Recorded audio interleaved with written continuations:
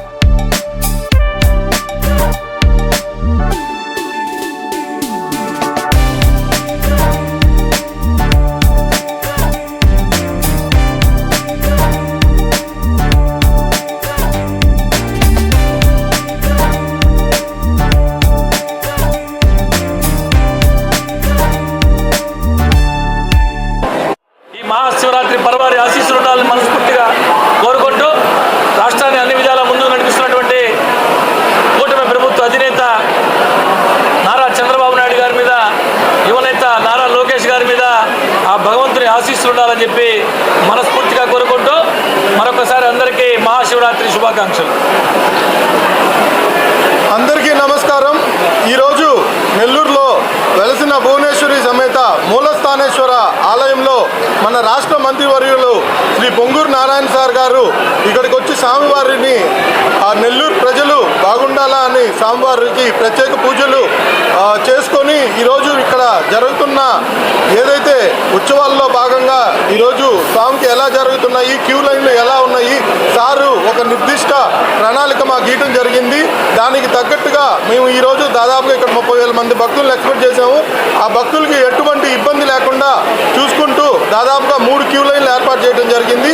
ఒకటి ఫ్రీ, ఒకటి 30 రూపీస్, ఒకటి 100 అని. దాదాపుగా భక్తులకి ఏది సౌకర్యం అయితే దాంట్లో భక్తులు త్వరగా దాదాపుగా స్వామికి 30,000 మంది కాబట్టి ఎంత వీలు అయినంత త్వరగా వాళ్ళకి అంత త్వరగా స్వామివారి దర్శనం అందించేలాగా మేము ఇక్కడ నిర్దిష్ట ప్రణాళికతో ముందుకు పోతున్నాం. అలాగే స్వామివారి అభిషేకాలు కూడా సామాన్య భక్తులకి ఈసారి ప్రత్యేకించి ఈసారి అభిషేకంను సామాన్య భక్తులకి అందుబాటులోకి దాటం జరిగింది.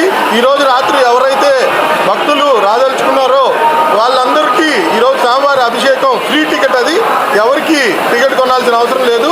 స్వామివారి అభిషేకం జరుగుతూ ఉంటుంది. వచ్చి క్యూ లైన్లో వచ్చి స్వామివారి ప్రత్యేకంగా దర్శించుకొని స్వామివారి ఆశీస్సులు పొందాల్సిందిగా కోరుచున్నాం.